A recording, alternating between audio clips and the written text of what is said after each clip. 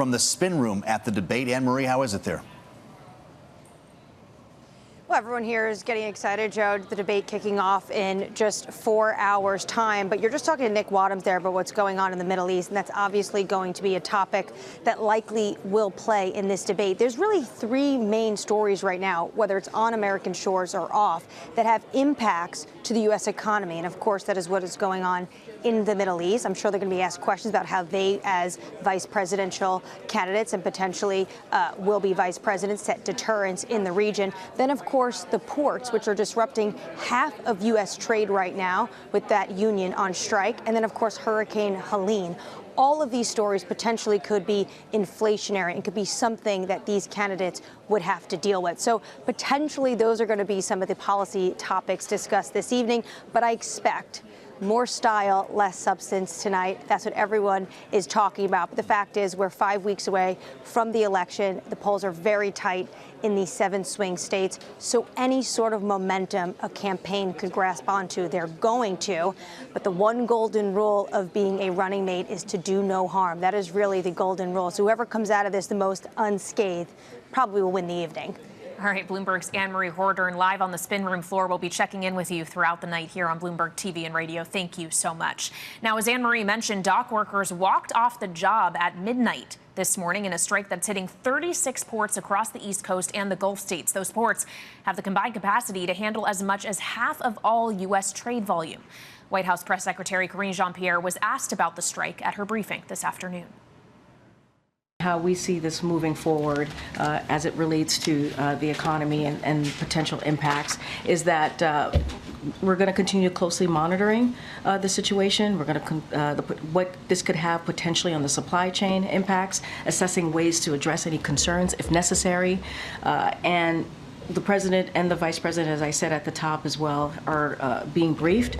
They were briefed on the agency assessments that show limited impacts on critical consumer needs at this time. Republican lawmakers, meantime, are urging the administration to get involved to end the strike. Joining us now for more is Bloomberg's Wendy Benjaminson in Washington. And Wendy, it's a very tricky line to walk if you are saying you are the most pro-union administration in American history, and also a union is potentially disrupting your attempts as the Democratic Party to keep the White House. How does the administration do this? It is so tricky, Kailey. You are so right about that. This is, the economy and prices at the grocery stores and, your normal everyday spending is the top issue among voters 5 weeks out from the election. And yet, Kamala Harris cannot anger labor. She cannot, seem to be working against unions, high wages, better wages, fighting against automation, which are what the longshoremen want. And so President Biden so far has said he will not invoke Taft-Hartley. He will not demand for the good of the nation that this strike stop, at least not yet, so that Kamala Harris can manage to not, lose the labor vote.